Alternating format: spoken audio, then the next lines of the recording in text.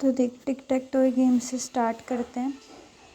टिक टैक toy game में हमें कितने चाहिए, 1 2 3 4 5 6 7 8 9 प्लेसेस चाहिए। ठीक है, तो मैं स्टार्ट कैसे करना कि मैम इसके लिए मैंने एक एरे बनाई है, 2D एरे बोलते हैं।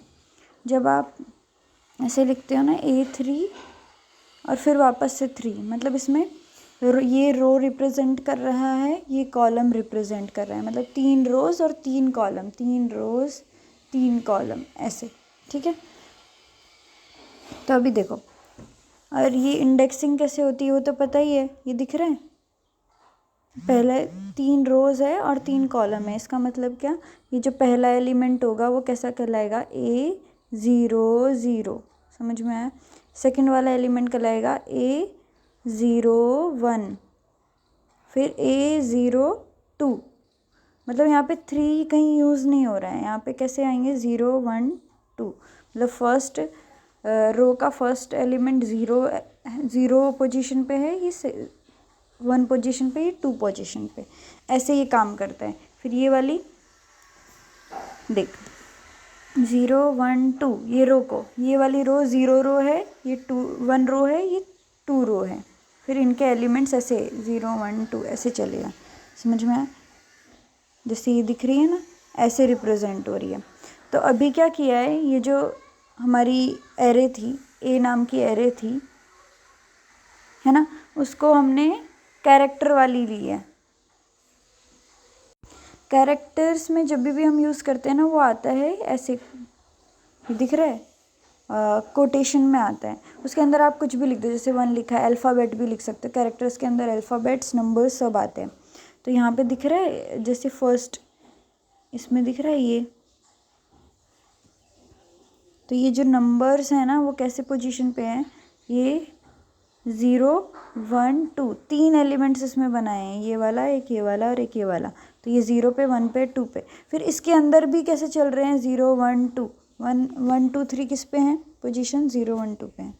समझ में आ रहा है जो मैं बोल रही हूँ, ये दिख रहा है, ये वाली टेबल से समझना, हर एक एलिमेंट की पोजीशन कुछ ऐसी है। ये A0 1 है फर्स्ट वाला, ये है A0 1, सॉरी ये तो A0 0 है, 0 0 है ना। ठीक है, ऐसे चल रहा है ये। तो ये अगर समझ में आया तो मैम पूछती हैं तो तू बोल पाएगा। इसको क्या बोल सकते हैं हम, एरे बोल सकते हैं, 2D एरे बोल देना बस। मैम 3 और 3 दे रखा है, 3 रोज़ 3 कॉलम, और इसकी इंडेक्सिंग होती है, जैसे मैम अगर पूछे कि 1 की इंडेक्सिंग बताओ, तो तू क्या बोलेगा कि मैम A0 1, A0 0, सॉरी, समझ में आया। पहले में पहला एलिमेंट है तो 0, और उसका फर्स्ट एलिमेंट 1 की बात हो रही है तो 0, 2 की बात करेंगे तो यहाँ पे 1 आएगा, 3 की बात करेंगे तो यहाँ पे 2 आएगा, ऐसे समझना। अगर मैम 5 की पूछे तो तुझे बोलना है A1 1 आएगा, फिर इधर वाले में क्या आएगा, 5 की पूछी है तो 1 आएगा। समझ में आया। तो ये अगर ऐसे समझ में ना आए ना तो यहाँ से देख के बोल देना, ठीक है, कौन सी होगी, इसलिए मैंने फ़ोटो भी लगाई है। ठीक है, आगे चलते हैं। ठीक, फिर ये जब ये चीज़ आए ना तो बस बोल देना मैम एरे इसलिए बनाई है ताकि मैं ये जैसे टिक टैक टॉय का हमारे इस टाइप का है, उसको ऐसे रिप्रेजेंट करने के लिए, उसकी हर एक पोजीशन को रिप्रेजेंट करने के लिए, 1 2 3 4 5 6 7 8 9 हर एक पोजीशन को। तो ये फ़ोटो दिखा के बता देना। फिर हमने एक प्लेयर नाम का वेरिएबल बनाया है जो कि क्या स्टोर करेगा, पहला ये गेम कैसा है, प्लेयर वर्सेस प्लेयर है, 2 लोग खेलेंगे इसमें कंप्यूटर का कोई काम नहीं है, इसमें 2 प्लेयर्स खेलेंगे। तो पहले प्लेयर को हमने पहले से ही x मान के चला है। वो कैरेक्टर वेरिएबल कैसा टाइप का है, डेटा टाइप कैरेक्टर, जैसे इंट फ्लोट होता है ना, ऐसे ही कैरेक्टर टाइप का है। सेम हमारी एरे भी कैरेक्टर टाइप की, याद रखना। मैम पूछ सकते हैं कि इंटीजर क्यों नहीं लिया, तो बोल देना मैम कोई चेंजेस नहीं करना चाहते थे, इंटीजर की ज़रूरत नहीं थी, हम जस्ट उसकी वैल्यू असाइन कर रहे हैं, मतलब एक तरह से रिप्रेजेंट कर रहे हैं हर एक बॉक्स को 1 2 3 से, यहाँ तक ठीक है। फिर अब देखो, अब कोई भी गेम ये चलेगा तो कितने टर्न्स मिलेंगे, 9 टर्न्स मिलेंगे, हर एक जगह अगर दोनों प्लेयर खेल भी रहे तो 9 ही टर्न्स मिलेंगे ना, इसलिए हमने लूप लगाया है। और मूव जैसे 1 to 9 मूव्स हैं तो उसको हमने इंटीजर में डिनोट किया है मूव को। ठीक है, इतना डन। फिर बोलना मैम लूप लगाया है आगे ताकि उसको प्रिंट कर सकें। किसको? ये जो दिख रहा है 1 2 3 4 5 6 7 8 9, जब ताकि प्लेयर को दिखे कि ऐसे गेम खेलना है, क्या एंटर करना है, उसके लिए ये लूप लगाया है। और आगे सारी कंडीशंस भी इसी लूप में चेक होगी। तो ये लूप लगाया, कहाँ से कहाँ जा रहा है टर्न, 0 से 9 तक जा रहा है। और हर एक टर्न यहाँ पे टर्न प्लस प्लस मतलब ये बढ़ते जा रहा है। इसको क्या बोलते हैं? इंक्रीमेंट बोलते हैं। आई प्लस प्लस ऐसे करके लिखा होता है ना, बाद में प्लस प्लस लिखा है उसका इंक्रीमेंट बोलते हैं। इसका ये प्लस प्लस आई लिखा होता है मतलब प्री इंक्रीमेंट, ये बाद में प्लस प्लस लिखा है मतलब पोस्ट इंक्रीमेंट। तो ये आई प्लस प्लस आई और आई प्लस प्लस में छोटा सा ही डिफरेंस होता है। देख, अगर प्लस प्लस पहले आ रहा है तो पहले वैल्यू इंक्रीमेंट होगी, ठीक है, बाद में प्रिंट होगा। पर आई प्लस प्लस आ रहा है, इसका मतलब पहले बाद में आ रहा है ना प्लस प्लस, इसका मतलब पहले आई की वैल्यू यूज़ होगी और उसके बाद इंक्रीमेंट होगा। समझ में आया? तो ये जैसे लूप लगा है ना, तो इसमें जैसे ही एक बार चला तो टर्न की वैल्यू सेम ही रहेगी। जैसे ही ये कंडीशन ये ख़त्म हो गया और वापस इस फोर लूप पे आया तब टर्न की वैल्यू एक बढ़ेगी। समझ में आया? मतलब टर्न इक्वल टू 0 चलेगा पहले, फिर जब ये पूरा यूज़ हो जाएगा ना ये फोर लूप कहाँ पे एंड हो रहा है मैं तुझे बताऊँ? ये चलेगा, इसके बाद फिर ये चलेगा, ये चेक कंडीशन चेक होगी, ये डायगोनल कंडीशन चेक होगी, उसके बाद यहाँ पे कहीं जाके ये एंड हो रहा है यहाँ पे। समझ में आया? प्लेयर्स चेंज होने के बाद, हर एक मूव के बाद प्लेयर्स भी चेंज होंगे ना, कि पहले एक्स की बारी थी फिर ऑक की बारी आएगी, इसीलिए ये पूरा लूप यहाँ पे जाके एंड हो रहा है। समझ में आया? ये सारी कंडीशंस जैसे 0 का पहले फर्स्ट मूव के लिए चेक हुआ तो फर्स्ट मूव के लिए पहले ये सारी चीज़ें चलेगी, प्रिंट होगा, फिर चेक होगा कि इनवैलिड मूव है कि नहीं है, फिर यहाँ पे रो और कॉलम विन चेक होगा, डायगोनल चेक होगा, प्लेयर चेंज होगा, फिर वापस से सेकंड मूव आएगा। समझ में आया? ये ऐसे चल रहा है प्रोसेस, तो ये समझा देना। फिर ये जो चीज़ लूप लगाई है, ये 2 लूप यहाँ पे लगाए हुए हैं आई इक्वल टू ये रो के लिए, ये कॉलम के लिए। तो ए आई जे में क्या आ जाएगा, पूरे ऐसे टर्म्स आ जाएंगे ऐसे ऐसे। तो ये क्या प्रिंट करेगा, इनकी वैल्यूज़ भी स्टोर्ड है। ये दिख रहा है, ये वैल्यूज़ कहाँ पे स्टोर्ड है, यहाँ पे स्टोर है। पहले से हमने एक एरे बनाई है ना 1 2 3, उसमें ऐसे स्टोर करके रखा है, तो ये प्रिंट करेगा ये चीज़। तो ये बता देना कि मैम इतना पोर्शन ये प्रिंट करेगा। फिर वो क्या दिखाएगा, आउटपुट में दिखाएगा यहाँ पे कि प्लेयर कौन सा ले रखा था, पहले हमने एक्स ले रखा था, player x enter position 1 to 9, 1 to 9 position में से कोई एंटर करो। और वो किस में स्टोर हो जाएगा, मूव में स्टोर हो जाएगा। मूव जो हमने वेरिएबल बनाया ना उसमें वो स्टोर हो जाएगा। मान लो इनमें से कोई भी उन्होंने डाला 9 डाला मान लो रेंडमली, तो 9 इसमें स्टोर हो जाएगा।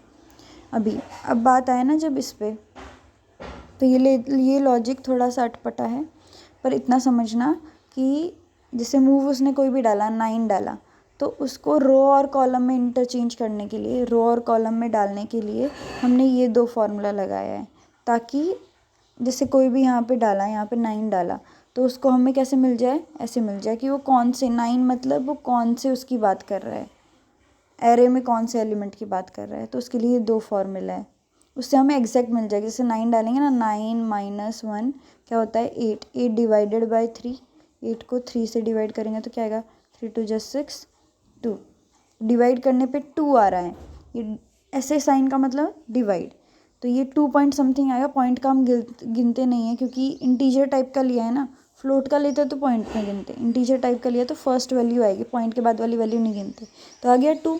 और कॉलम की बात करें तो क्या फॉर्मूला है, मूव -1 मतलब 8% 3, तो रिमाइंडर क्या आया 2 आया, तो ये 2 आ गया। ऐसे ये फॉर्मूला काम कर रहा है। तो अगर यहाँ पे आए ना तो मैम से बोलना बस कि मैम ये जो मूव हमने लिया प्लेयर से उसको रो और कॉलम में इंटरचेंज करने के लिए किया। फिर ये इफ़ वाली कंडीशन क्या चेक कर रही है कि दोनों प्लेयर्स, मान ले ये अभी तो फर्स्ट मूव चल रहा था, मान ले सेकंड मूव चले, पहले प्लेयर ने यहाँ पे x डाल दिया, फिर जो सेकंड प्लेयर आ रहा है वो वापस से 9 एंटर कर रहा है, तो ये क्या दिखाएगा, इनवैलिड मूव। तो इसीलिए यहाँ पे लिखा है अगर ARC इक्वल टू x और ARC पहले से ये दोनों पे सेम आ रहा है, दोनों प्लेयर से x और o, तो इनवैलिड मूव, मतलब वापस से वही चीज़, वही मूव एक ही जगह पे नहीं हो सकता। फिर आता है यहाँ पे इस लूप में क्या चल रहा है, सी आउट पहले तो एंटर करेगा इनवैलिड मूव, और हमारा जो टर्न था वो माइनस माइनस मतलब घट गया वो टर्न, जैसे टर्न कोई भी टर्न चल रहा हो वो वापस से वो टर्न काउंट नहीं होना चाहिए ना, अगर आप इनवैलिड डाल रहे हो तो इसीलिए हमने ये चीज़ की। फिर कंटिन्यू, अब कंटिन्यू क्या करता है, ये लूप वहीं पे कंटिन्यू का काम होता है कि जो भी कंडीशन इस लूप में आई है, इफ़ में अगर यहाँ पे आ गए हैं तो ये लूप छोड़ देगा, यहीं पे छोड़ देगा, और ये टर्न अगले वाले टर्न पे चला जाएगा। हमने ऑलरेडी टर्न माइनस कर दिया है तो ये वापस से उसी टर्न पे जाएगा। मान लो सेकंड टर्न चल रहा है, एक बाजी ख़त्म हुई, दूसरी बाजी चल रही है, उस पर ये चीज़ हुई इनवैलिड मूव वाली, तो ये वापस उसी पे जाएगा। वैसे तो कंटिन्यू क्या करता है, अगले पे जाता है, मतलब टर्न इक्वल टू 3 पे, पर हमने ऑलरेडी टर्न माइनस माइनस कर दिया है तो ये 2 पे जाएगा। समझ में आया? तो कंटिन्यू का पूछे तो बोल देना कि कंटिन्यू जैसे ही यूज़ करते, कीवर्ड है, इसको जैसे ही यूज़ करते हैं तो वो टर्न स्किप हो जाता है और वो अगले टर्न पे चला जाता है। समझ में आया? बस इतना सा बोलना है, ठीक है। फिर ये हो गया, ये किस लिए हम कर रहे हैं, इनवैलिड मूव चेक करने के लिए हमने ये फॉर्मूला यूज़ किया है। फिर अब कोई भी प्लेयर यहाँ पे मूव उसने एंटर किया था, मूव उसने एंटर किया, मान लो मैंने कहा था 9 एंटर किया, ठीक है, उसको हमने इंटरचेंज कर दिया रो और कॉलम में।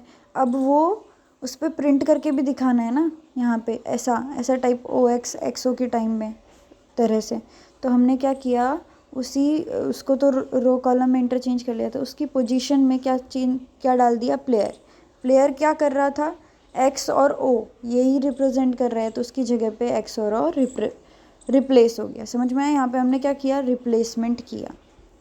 यहाँ तक ठीक है? कोई भी डाउट? यहाँ तक कोई डाउट नहीं होना चाहिए जितना मैंने समझाया।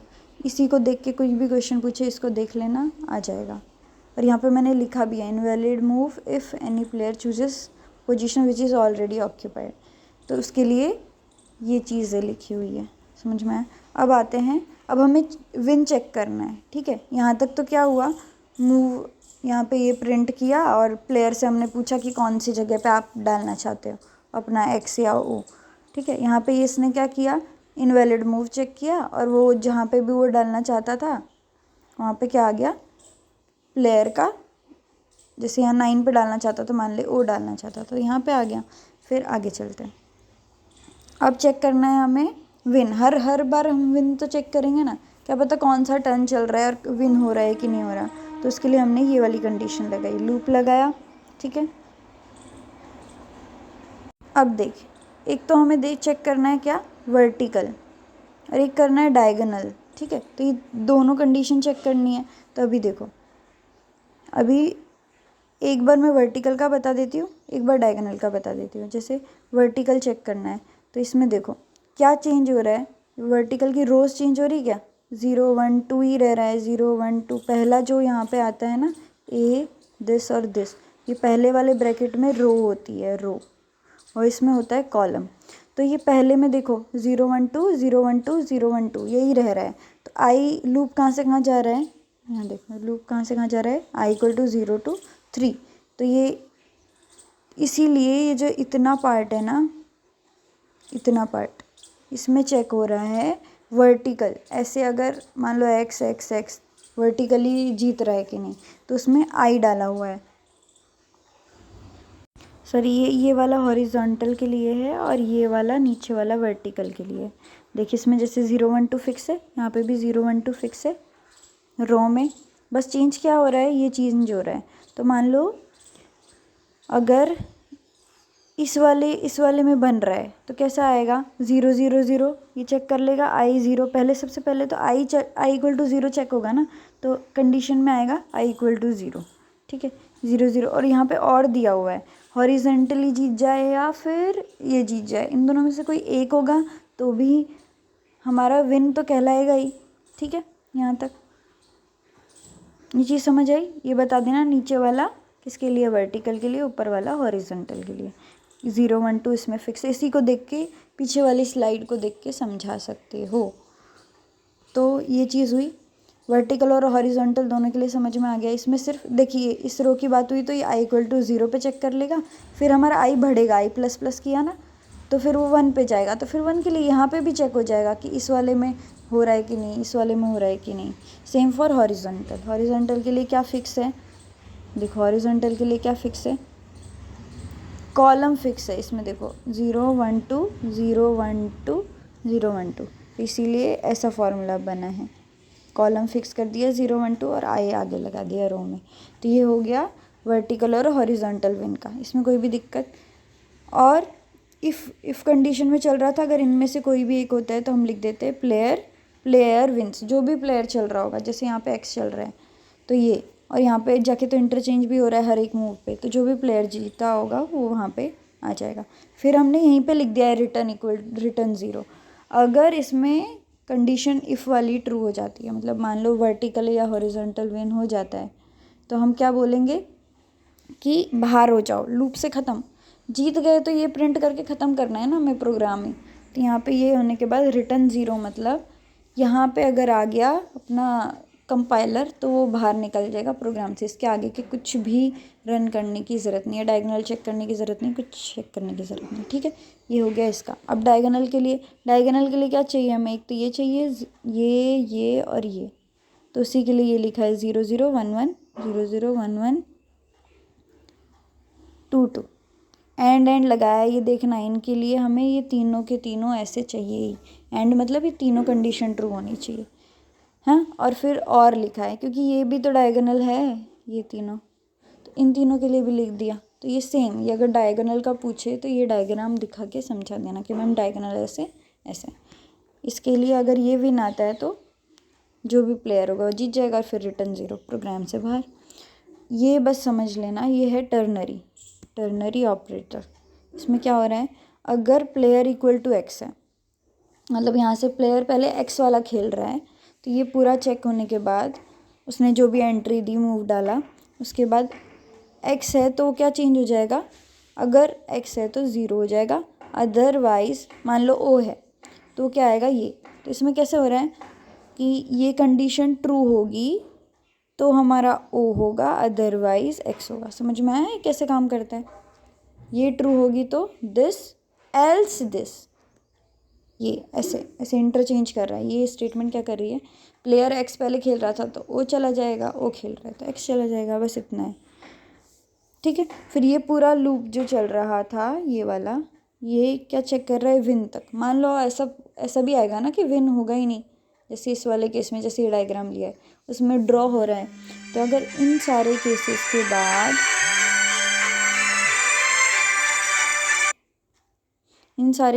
के बाद भी ना तो विन आए ना कुछ आए, उसके बाद भी अगर एग्जीक्यूट कर रहे हैं, मान लो यहाँ पे अगर कोई जीता तो रिटर्न 0 यहीं पे प्रोग्राम ख़त्म हो जाता है।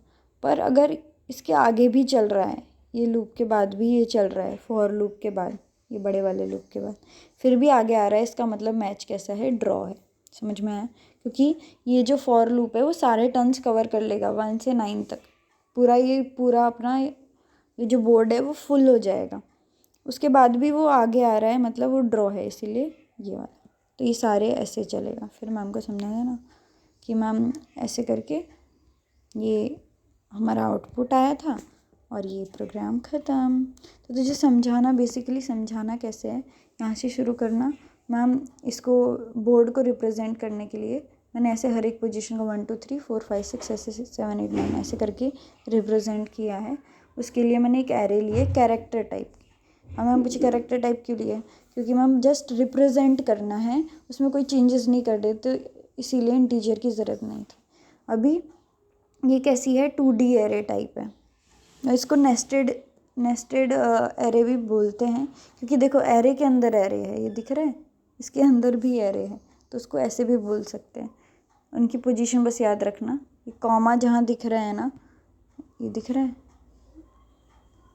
ये रहा कॉमा, तो ये एक एलिमेंट है, ये दूसरा एलिमेंट है, ये तीसरा एलिमेंट है, ऐसे। तो उसके अंदर भी ऐसे चल रहा है। इसको ना, इसी चीज़ को हम ऐसा भी लिख सकते थे। नहीं, वैसे तो सही है, ऐसा ही ठीक है। ठीक है, तो ये चीज़ तो मैंने समझाई दी। इसी को ऐसे दिखा देना, यहाँ से दिखाने के बाद यहाँ पे दिखाना कि मैम ऐसे टाइप हर एक पोजीशन को A00 ऐसे चल रहा है। तो अब अगर फिर प्लेयर को रिप्रेजेंट करने के लिए, प्लेयर हमारे दो होंगे, एक एक्स वाला प्लेयर होगा जो एक्स पुट करेगा यहाँ पे, और एक ओ वाला प्लेयर होगा। उनका नाम भी हमने ऐसे ही रख दिया, उसके लिए वेरिएबल बनाया एक्स, कैरेक्टर टाइप का। फिर एक मूव के लिए, मतलब जो भी मूव एंटर करेगा, जो हम लेंगे ना कि एंटर मूव, उसके लिए हमने ये बनाया है। फिर एक फॉर लूप बनाया जिसमें टर्न्स चलेंगे 1 to 9। ठीक है, उसमें फिर अंदर आ जाना, फिर बोलता है ना ये रिप्रेजेंट करने के लिए, इस बोर्ड को जस्ट सेम दिखाने के लिए, और प्लेयर से मूव लेने के लिए ये वाला cout enter your move, cin करके इनपुट में मूव ले लिया। फिर यहाँ पे ये दिखाना इनवैलिड मूव के लिए, कुछ समझाने की ज़रूरत नहीं है, जस्ट कह देना मैम इनवैलिड मूव के लिए। और मूव जो भी जैसे से 1 to 9 ऐसे किया है, उसको कन्वर्ट करके ऐसे दो फॉर्मूले लगाए हैं, एक आर और एक सी में, रो और कॉलम में बदलने के लिए।